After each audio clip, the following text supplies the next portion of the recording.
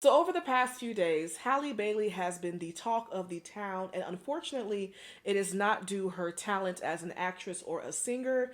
Unfortunately, it is due to her child's father, DDG, or as I love to call him, DD Go to Hell. He has taken over the social media sound waves due to his bitch fit, for lack of better words, regarding him not being able to see his kid. This whole predicament has sparked a lot of conversations, and one conversation in particular is what I want to talk to you all about today. And that conversation is, why does it appear that young black women who are celebrities tend to choose wrong romantically? Okay, no, but can we talk about this one, y'all? Oh, can we talk? Can we talk about it? Can we talk? Can we talk about it? Can we talk? Can we talk about it? Can we talk? Can we talk about it? Can we talk? Can we talk about it? Can we talk? Can we talk about it? Can we talk? Can we talk about it?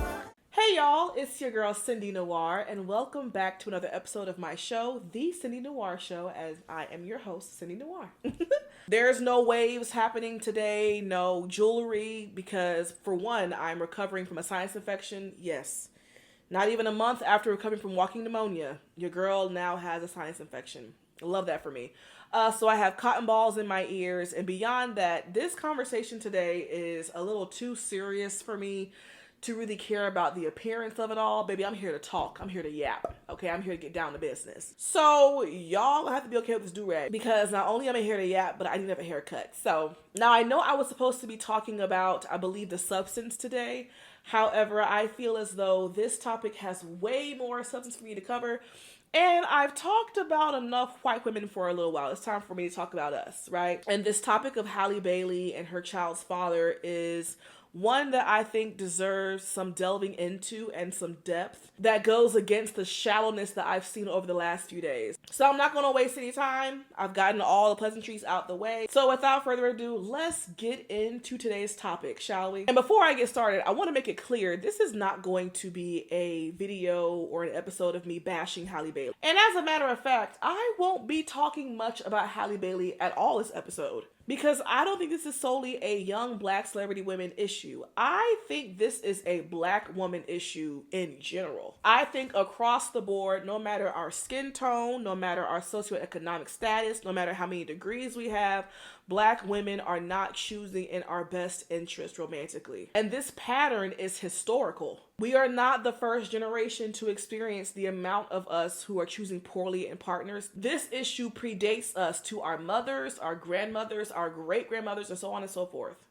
which to me indicates that this issue is not just a mere issue of poor choice, but this issue is systemic. There are a lot of things at play here that result in why so many of us end up in these predicaments where we either date or marry or have kids by a man who is not working in our best interest and who is not the best choice for us to make in that kind of commitment. So in honor of this month being Women's History Month, I want to talk about black women's issue in poor choice in dating, and even talk about it from the historical context, because it is historical for us. So let's kick it off with me talking about the reasons why I think this phenomenon happens. And the first reason on my list to really get into the history of things is the fact that black women are taught hyperindependence. For those who don't know what hyperindependence is where a woman is taught to solely depend on herself,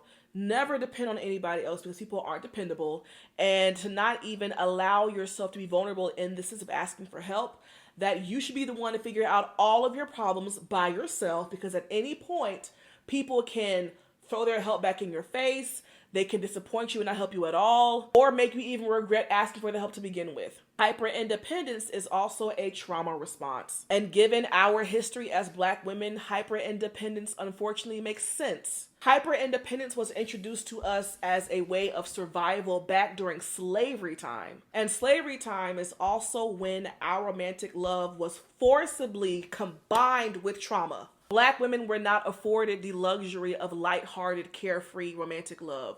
our love was also gripped in fear and horrid mistreatment. You got to think about it. It's really hard to give someone all of your heart when in the middle of the night they could be snatched away from you and you never see them again. It's really hard to be as open and vulnerable as you would like to be when you know in the middle of the night Max is coming to your cabin to do what he wants to do with you. We experienced so much trauma that made it hard for us to just love and made it hard for us to fully lean on our male partners in these situations. So when it came to our kids, back then we raised our boys to cower to the white man out of safety, and we raised our black girls to never depend on black men for our safety. And I don't blame black women for teaching us that at that time, because we were doing what we had to do to survive. And imagine a black woman during that time who was madly in love with her husband or her male partner, who was abruptly ripped away from her, whether it was him being sold to another family or being unalived or being buck breaking. I mean, there are so many different options as to why that was the case. That is traumatic. And we all know that we have generational trauma embedded in our DNA. It is seeped up in there. And I think that the trauma of being afraid to love those who look like us started in that time frame, and rightfully so. And so I don't initially fault black women for teaching hyperindependence, because after slavery was Jim Crow, which was an equally scary time, okay? You could be walking down the street on a random Sunday, look up and see your neighbor strung up on a tree. See your dad strung up on a tree, okay? See your sister strung up on a tree. Because we weren't exempt from that either, okay? Times were scary. And so I can see why hyper-independence was continued on as teaching to us, because, hello, I could wake up and you were no longer in my bed and I don't know where you are. They took you in the middle of the night and did God knows what to you. Yeah, I'm teaching my daughter to not depend on y'all, because y'all could be gone in the blink of an eye. You could be gone, okay? Then we go into civil rights era. Lynching is still happening, okay? Police brutality is becoming more of a thing as well. And we are still being taught hyper-independence. Then we go from that to the crack era. Who was teaching black women to depend on black men then? Huh? Not only were they struggling on crack, but so were we. That teaching was still being taught. Then we go from then to mass incarceration. Men being pulled out our homes in droves. We're still being taught hyper-independence to survive. So it is really not until, I would give it the last 20, 30, 40 years, if that hyper-independence is no longer a teaching of survival per se. It is more so just a teaching of habit, right? Because even now, police brutality is still a thing. Anytime we see red and blue lights in our rearview mirror, we are scared, hearts dropping, with the valid fear of not making it out of that situation alive. However, where we are today, the stakes are not nearly as high as where they were during Jim Crow / slavery, right? So at this point, like many other trauma responses or ways we try to cope with trauma, you get to a point where you are no longer in that active traumatic space. You get to a point where you are no longer in a surrounding where survival is needed and it's time to thrive.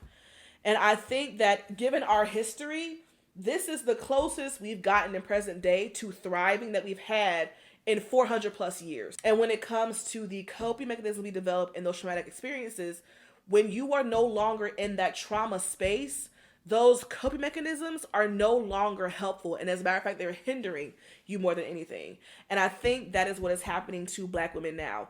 The teaching of hyper-independence at this point, I would argue, is doing more harm than doing good.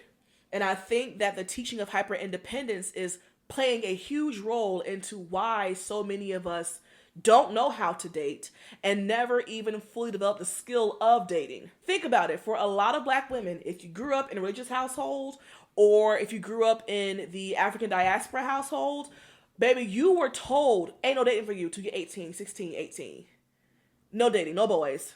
Don't even look in their direction. No. Meanwhile, your brothers got to go have their fun. got to get the experience. See, the thing about dating is a skill. It is not genetically predisposed to you. You don't just get the skill of dating on a whim. You have to go out and learn and hone that skill. And normally, when you let your teens date within reason between, middle school and high school, date age appropriately, you are starting that skill very early on. So the average person who was allowed to date as a teen, they got to go from level 0 to level 1 to 1.5 to about a 2 by the time they're about 18. They've already got a little bit of experience under their belt. They know a little bit more about themselves, and they have developed that skill to a certain degree, okay? For a lot of Black women, there are those of us who were told we couldn't date till we were in college. So that's 18, 19, 20, 21 or so. So while the average teen by 18 is hitting like a little level 2 in the skill of dating, we are going to college at 0. No skill. No prior experience, no prior learning, no prior nothing. We are starting at 0, right? And that is putting us behind everyone else who's already had a little bit of experience in high school, right? That is a disservice to us. The fact that so many Black women are taught to emphasize education over love, to worry about getting a degree first and love later, that is a hindrance. We could do both. We are smart, educated women. We can do both. We can have our head in the books and learn what we want and don't want when it comes to romantic interaction. And some of us were told to not even think about dating until after you're out of college. So now you're talking about 21, 22, 23 at level 0 in the skill of dating. At that point, folks is at level 5, 6, 7, 8. And you're at 0. And that is doing us a disservice. Hyperindependence is not healthy. Interdependence is healthy. That is the ultimate goal, is to maintain your independence on your own, but also be able to work with someone and see them as your equal. Hyperindependence causes us to look at men as less than. Now, I'm going to say that to an extent because sometimes these men be giving us valid reasons to look at them as less than. So I get it.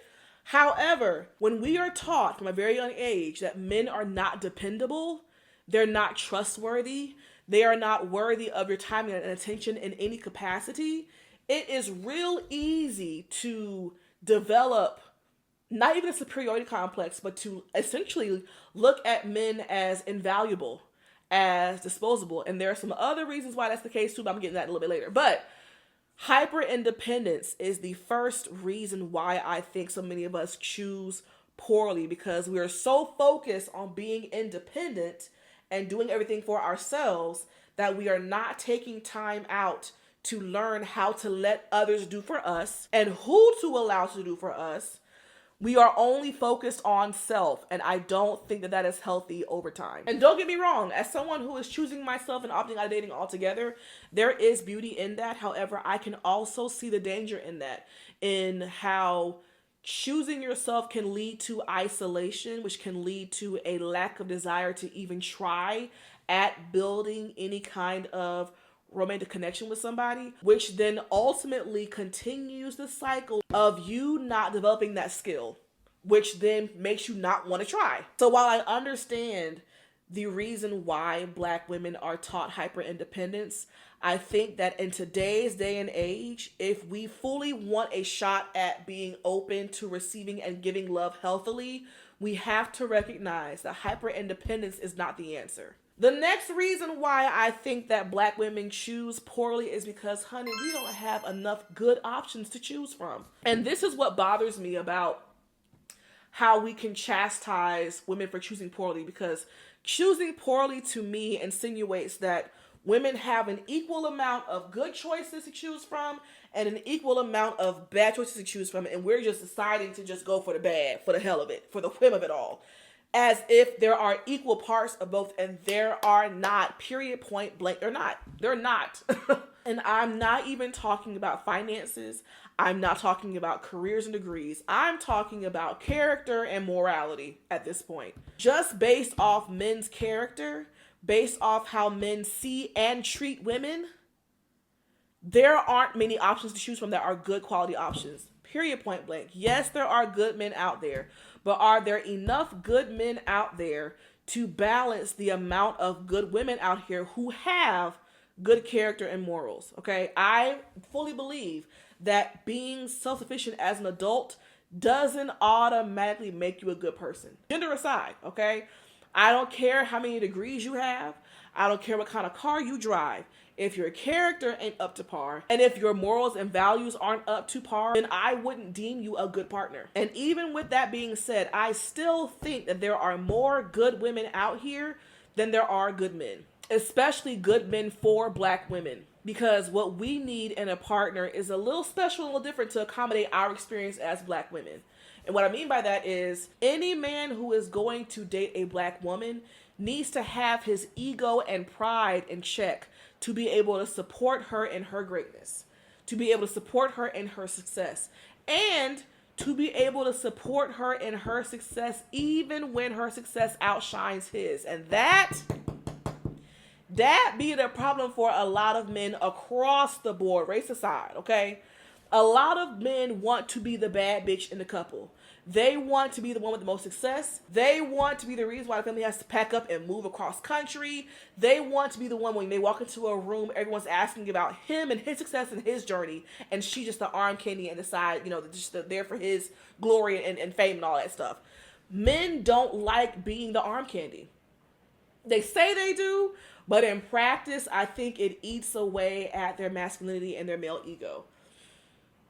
Men don't like, after a while, men don't like walking into a room and their woman getting more attention than they do. They don't like that. And they especially don't like it when that woman is Black, okay? I have seen this behavior occur with white folks too.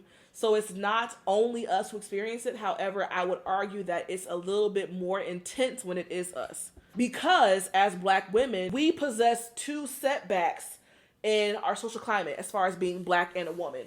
So I think that there is this subconscious thought that as a Black woman, we have it twice as hard to be successful. So we shouldn't be outshining our male counterpart. And if we are able to, despite those setbacks, not only be successful, but our success outshine our male partner, I think it results in their male ego not only being bruised, but offended. Because what does it say that you as a Black woman were able to defy those odds and come out better than me as a man? As someone who has privilege over you, how are you doing better than me? I think that be happening a lot in men's brains, especially Black men's brains. I hate to do that to y'all, but let's keep it a bean, let's keep it a stack. When we also factor in the systemic oppression of Black men and the fact that Black women are the most agreed demographic right now, we are breaking records in our careers and how much money we make. Yeah, there is an imbalance there. And I do think that imbalance is systemic and intentional to emasculate Black men in a way. You know how Tyler Perry said in that video that Black women should be okay with making X amount of money but dating a bus driver or whatever the hell he said. That sounds so great in theory. However, that is not what happens in practice. For most men, they cannot handle their women making more money than them. I get it, times are different, things have changed, but men are still pretty traditional in that. And even if they're okay with it right now, they're okay with it right now within these parameters. As long as she don't gain no more success outside of this, I'm good. But the minute her success leaves that realm that he's put her in, it's not a problem. And so until men in general sit with their own masculinity, sit with their own ego and pride, and come to terms with that on their own, we are going to have a hard time having good men to choose from. Because I would argue that a big reason why we tend to see Black women choosing poorly and their partners just wreaking havoc on them is because those partners resent her success, those partners are jealous, and or those partners are becoming or have always been her biggest hater. And when you have not sat with your ego and your man and your masculinity like that, it's real easy to take all that frustration out on the person who is triggering you the most like that. So not only as Black women, we have to consider the fact of mass incarceration, police brutality, the disenfranchisement of Black men, the school to prison pipeline, but we also then have to look at the fact that a Black man could look at my success and resent me for it or be intimidated by me because of it.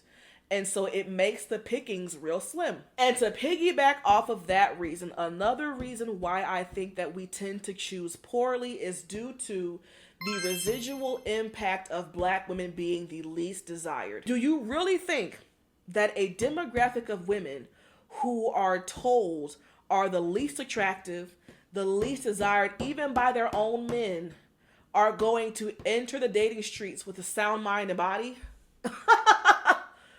Do you think that the demographic of women who are told they are ugly, undeserving, unworthy, and undervalued in so many different ways are going to enter the dating streets with a level head in a self-centered, healthy way? Or would this demographic of people enter the dating streets desperate to be affirmed that they aren't those things? Let's just, come on now, come on.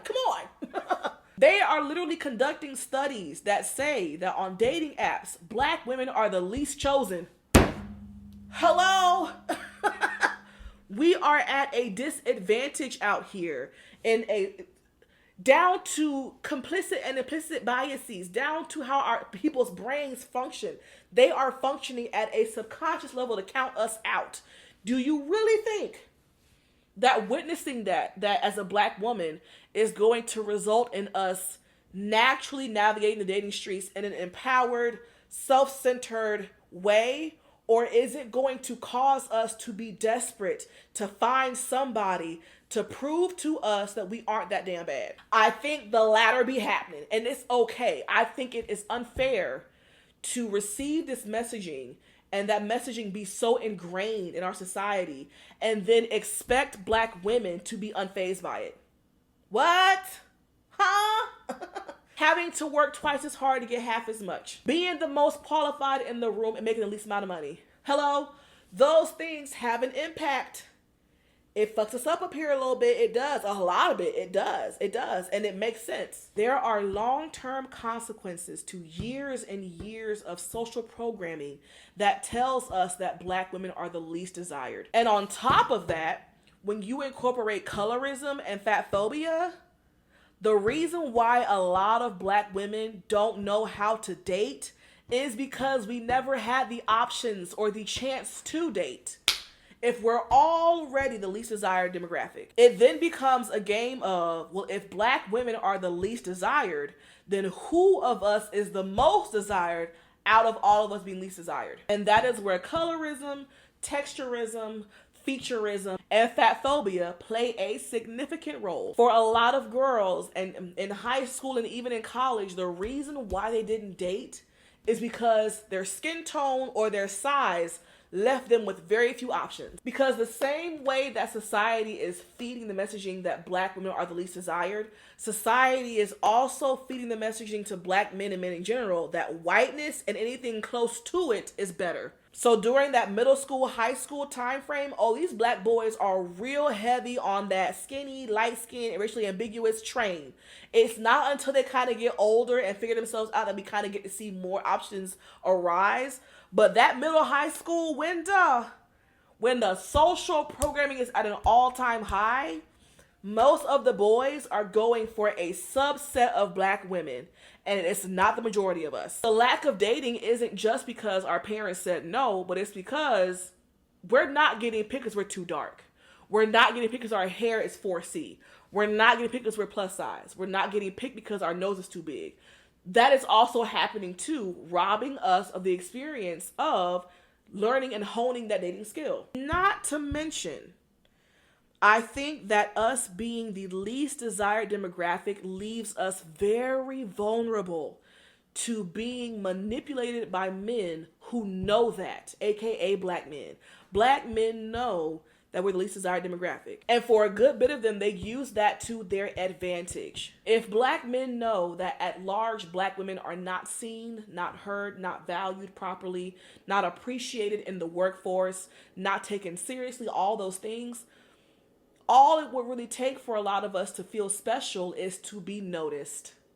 For a lot of black women, the thing that hooked us into a man at first was the fact that he noticed us in a way that society does not. And that is sad in and of itself.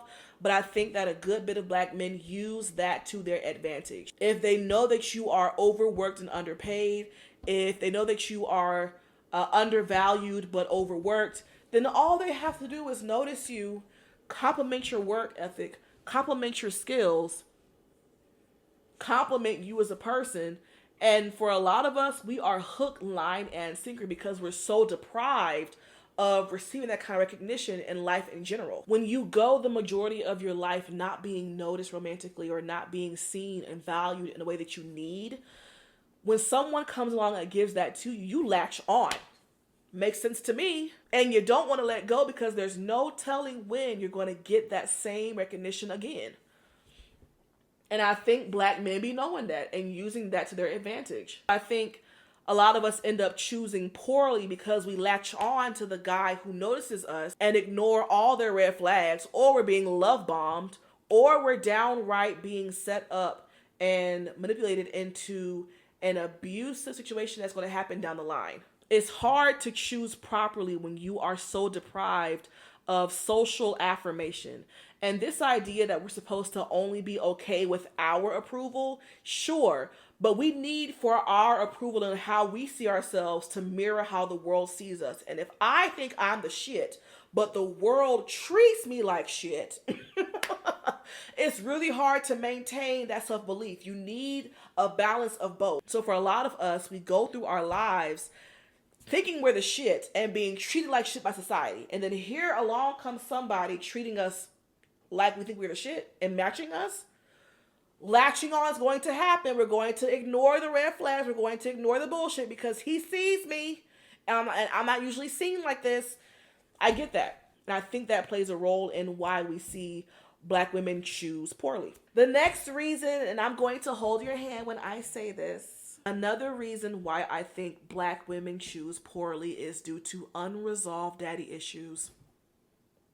I know, bitch. I know. But let's keep it a stickity stack. For a lot of us, our first heartbreak was our dads. Mine too. I'm right there with y'all. And when you don't go back and heal or look at or work on that wound, you are going to perpetuate it in your dating life. It's going to happen to it. Ain't no way around it. It's going to happen. And if your father was a man who didn't love your mom properly, who didn't take care of her, you're going to seek out those kind of men in your own dating life unless you work on actively in therapy on learning that kind of pattern of comfort and finding a new pattern of comfort. But for a lot of us, our dads failed us first. And so we have become accustomed to disappointment in men. And we will subconsciously date men who disappoint us because that is familiar and comfortable to us. I gotta say it. I have to say that part. Sorry, guys. Sorry to, do that to us, but it's true. Now, let me be clear because this experience is not exclusive to those of us who didn't have a dad growing up like that. There are also black women who had dads in the home, loving fathers, active fathers who still choose poorly. So this is not foolproof. I'm well aware of that. But I do think that daddy issues do play a role and can contribute. There are also women who had dads in the homes who weren't good dads. So, I think that, I guess what I'm trying to say is the relationship you have with your father can say a lot about your dating choices. Doesn't always say a lot, but it can say a lot, okay? I think to some degree you still have to work on the dating skill on your own, despite how active your dad was in your life. Because I know women whose dads were amazing dads and they still chose poorly. But I think that was just more so due to learning the skill of dating more than anything. But I wanted to include this part because so many black women can attest to their dads not coming through for them and not pulling their weight for them. And I think it's important to at least look at your situation and make sure that what happened with your dad is not bleeding into your current dating life too. That's all I'm saying. And I'm leaving it at that. I'm done. I promise. I'm done. The last reason that I want to mention and why I think black women choose poorly is because we have been taught to romanticize struggle love. We are taught that black love and struggle love are the equivalent. They're the same thing, and that is problematic, okay? Black women, we are taught to give black men grace because they have it so hard as black men, and you should be willing to hold him down and build him up and be his backbone. All of that has been glorified to us, that makes us more of a black woman because we're able to hold a black man down. And, no.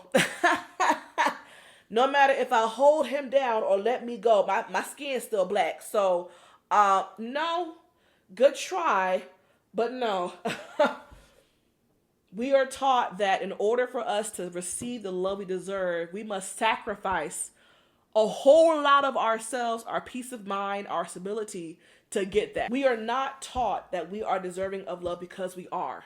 We are instead taught that in order to be deserving of love, we have to suffer to get it. That suffering is the prerequisite to love. That don't help us a good goddamn at all, okay? Because when you romanticize suffering as the price you pay for love, we go out and look for suffering. We go out and look for projects in men. We go out and look to try to change men because that is the down payment to the love we want to get. That does not aid and help us in choosing better. It just does not at all, actually. The romanticization of struggle love is, to me, one of the biggest factors into why we choose poorly. And it's because of how we are taught to look at love as black women. And I think that is also part of our historical trauma and generational trauma. We are taught to pity black men, essentially, and to look at them as, oh, you poor black men, y'all have it so hard. Let me give you grace and understanding and let you lean on me while you get you together. And while that sounds great in theory, it does not always pan out that way. We stay low and build with a man because we think that in doing that down payment of being with him when he had nothing, that when he has everything, he will want to share it with us. That is not what is guaranteed to happen, though. Has it happened sometimes? Yes. Does it happen every time? No. Does it happen most times? Hell no. What tends to happen is through staying low and building with him, as he begins to get his shit together, you become the sole memory or representation of his past failings of when he was at his lowest. When he looks at you, all he sees is when he was at his lowest, which then makes him begin to resent you for loving him when he was at his lowest and didn't even love himself. Okay? What tends to happen is he no longer wants to be attached to you because you remind him of his struggle, and he ain't struggling no more. And now he wants somebody who is indicative of who he can pull now that he isn't struggling. AKA usually someone lighter and whiter. Let's keep it a bean, let's keep it a stack. Kevin Hart is the perfect example of that, but I digress. Black women being taught struggle love and being taught that that is the pinnacle of our love results in us choosing poorly because we are choosing a project. We are not choosing a man who is whole. We are choosing a man that we can see ourselves having some kind of impact in his success story because that's what we're supposed to do. Terrible teaching. God-awful teaching. I do not want any kind of struggle love around me at all. Keep that shit away from me. I've tried to raise a man. I've tried to build him up, and I felt stupid as hell. It ain't, because the thing about it is when you date through the lens of struggle love, that leads to you not having a partner, but having a son. And you're now his mother. And it's really hard to maintain respect for a man that you're having to pull up onto your level. The reality is, y'all should be at the same level or he's pulling you up to his level. Amen? This pulling him up to yours, not much good can come for that. I promise you. It's that, and you feel silly doing it. So I do it, right? We gotta stop that. Black women, leave that struggle bus behind because it's not faring well for us at all, clearly. Now that I've gotten the reasons why I think black women choose poorly in dating out the way, I do want to talk about some other aspects of this topic that really just I don't like, okay? One of those things being how we are often labeled as race loyal. I hate that shit. I hate it so much because what? It is as if we are the only demographic of women who are advised to not be race loyal. And I get it. I get that it's slim pickings for us. I get the fact that I think the ratio of black men to black women is like 1 to 10 or 10 to 1. Like for every one black man is 10 black women.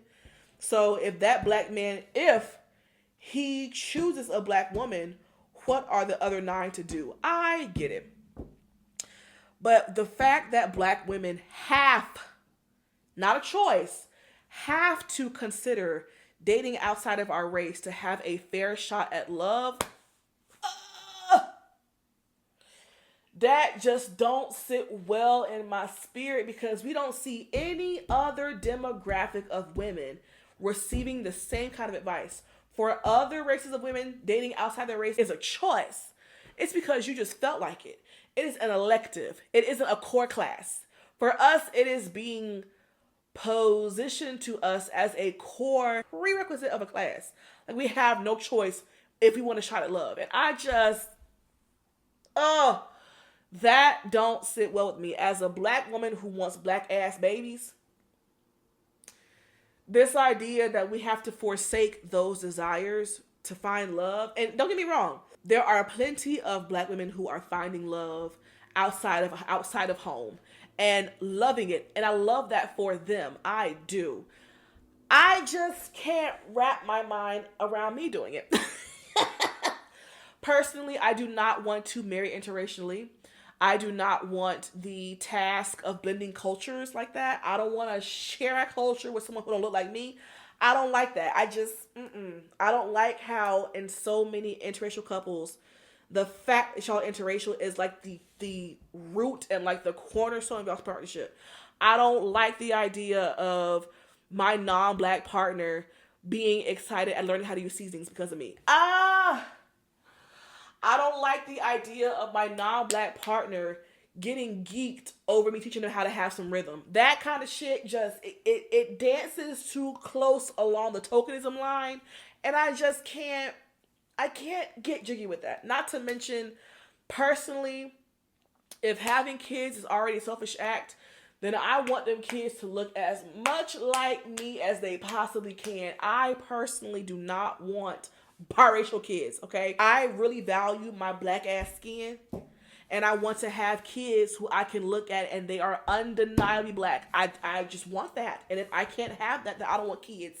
Hey, that's me. Okay? If parenting is already selfish, then bitch, let me go ahead and make sure it's in the parameters that I want that's best for me. And for me, I need to look at my kids and see chocolate drops. I need to see that. That's just for me. But it pains me how so many black women feel the same way. Yet we are being told to stop being race loyal and explore our options. I'm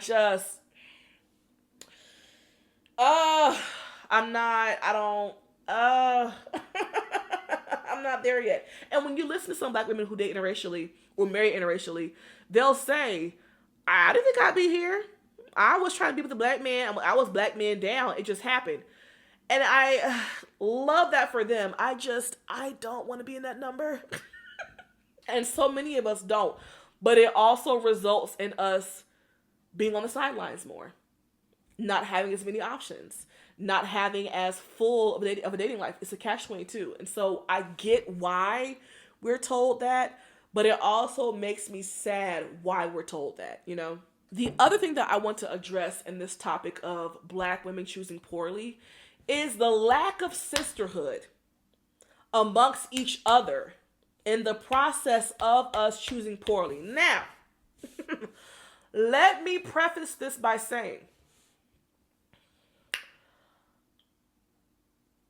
the only time I can understand a lack of support in women choosing poorly is when that poor choosing is dangerous for her friend group to be around. That's one. I can also understand not supporting women who choose poorly when they want to use you as their friend, as the emotional support system to navigate and get through their toxic relationship. And what I mean by that is your girlfriend coming to you after every argument to vent, to talk about how much you can't stand that man, to do all of that, just to be back in that man's face the next day and rinse and repeat. Not fair to your friends. And it makes it very hard to want to support y'all's union when you are using your friends as the emotional support your partner should be giving you on their own to get through being with said partner. And then when you tell the friend, girl, this ain't it, she get mad at you for saying it. Yeah, I don't like that. And I think that one deserves support. Girl, go to hell. I get that. What I don't get, though, and this is where I'm going to bring Halle Bailey back into the story. What I don't understand is this current commentary from Black women saying, that's the man she chose, that's what she wanted, I don't feel sorry for her, this is what she wanted. I get it. I get it from the standpoint of we do have choices to make. And if someone is showing you who they are and you aren't believing them, there are consequences for those choices. However, I can't get jiggy with saying things like, this is what she gets for ignoring the advice we've given her and choosing this man anyway. I have a hard time co-signing that when we're talking about a new mom who at one point was dealing with postpartum depression and a child's father who was exacerbating said postpartum depression through his childish antics. She don't deserve that. You know, like she don't deserve to be cyberbullied by her child's father. I get warning her. I get that we might have seen some signs leading up to that. I get it. But that does not mean that because she chose him, she deserves that kind of treatment. And I've heard that, you know, she's been a little messy with him too. I'm not saying the girl is a victim per se, but what I am saying is I kind of get tired of how much we harp on the woman's poor choice and not enough of the man's poor behavior. It's as if we're saying he's going to be that way regardless, so you need to move as best as you can. And while I get the sentiment of that, I just can't bring myself to be as callous as some of y'all are being. For one, because a lot of y'all who are saying that this is what she gets for listening to us are not in her community. You are internet strangers voicing your opinions on the topic. Why would she listen to you?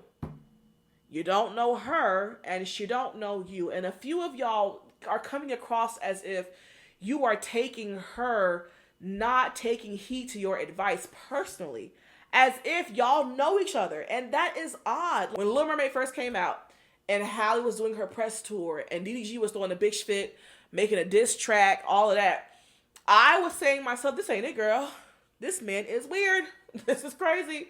But when she got pregnant with him, you didn't see me going, oh, that's what you get, girl. Hey, it's on you now. This is your life, you know. Girl, I don't know you, and you don't know me. And that the other part of that is, we don't know Halle in the sense of we don't know where her morals and values lie either. And so she might have been more aligned with Didi Go to Hell we want to admit. And even if that's the case, I still don't think she deserves this current treatment. I don't know. Y'all are kind of getting weird. Y'all are getting weird with this. I don't feel sorry for her. This is what she wanted. This is what she got. Ooh. Because what's irksome to me about that is women in general have a problem with dating somebody new and their friends saying, I don't know, girl, he's a little iffy, I don't know. And us not listening to that. That is a universal across age, race, socioeconomic status. We universally do that. We, due to lack of options, lack of having had somebody in a long time, we will ignore our community's advising and do what we want to do anyway. So Halle ain't the first nor the last to pull that. And as a matter of fact, it's a good bit of y'all chastising Halle who do the same thing your damn self. The ones in your community tell you, baby, he ain't it, and you tell them to fuck off. So this animosity towards her is just off-putting to me. And, you know, I'm also seeing a lot of commentary of women saying, decenter men, because if you had men decentrics, you wouldn't be this pressed, this, that, the third. And listen, as somebody who is doing the work actively to decenter men, I'm here to tell you that shit, for one, is not easy. This is hard work. You are actively going against the grain of society in and of itself. You are opting out of normal social function. That is hard work. And as long as the patriarchy is alive and well, as long as our society still holds a good bit of social gratification in our proximity to men, we are never going to experience 100% of women being not male-centered. That's not going to happen, toots. It's just not, and I accept that. And so when I look at women who choose poorly in men or who end up having kids by these kind of men, I don't look down my decentered men ass nose and go, oh, well, had she did what I did, she wouldn't be here. No. If no women chose men, men would be insufferable, and they already are. We need women out there still keeping them at bay, okay? For those of us who ain't dealing with them, we need her. We need these girls out here to keep keeping their attention and time and energy.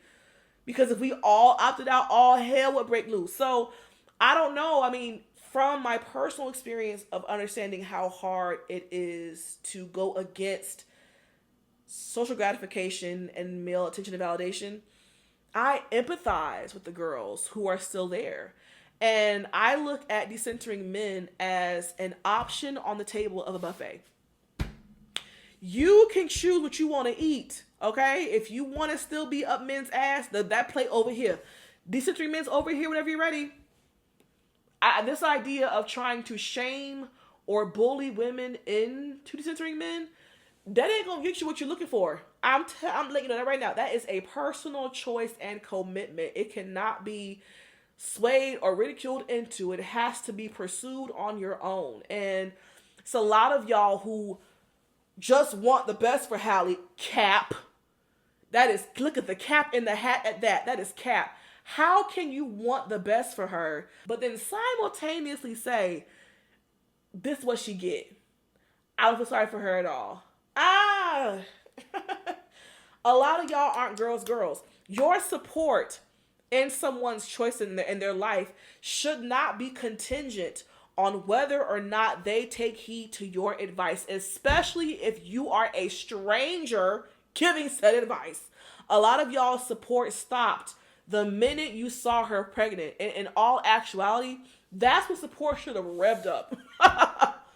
As if Black women and women in general aren't our most vulnerable during pregnancy. You know, I understand the frustration and wanting better for her and not wanting her to be attached to this man. Because we're seeing now, hey, he wasn't the best choice. Like I said, that's cool to say. But we also need to take a step back and look at the fact that, one, Halle Bailey was homeschooled. Who was she dating then? Then not only that, she went from being homeschooled to thrown into celebritydom. Became Beyonce's prodigy right out of being homeschooled. At what point in time would dating even occur? Would honing the skill of dating even occur or happen, right? Apparently, Didi Go to Hell is her first real boyfriend. So what I hear is she is at a level 0 in dating skill in the public eye. And that can be said for a lot of Black women who are celebrities, but who are also successful in their careers, okay? If you have had your heads down in the books, focused on your career this entire time, you finally lift your head up and you're at level 0 at 22, 23, 24, 25, okay?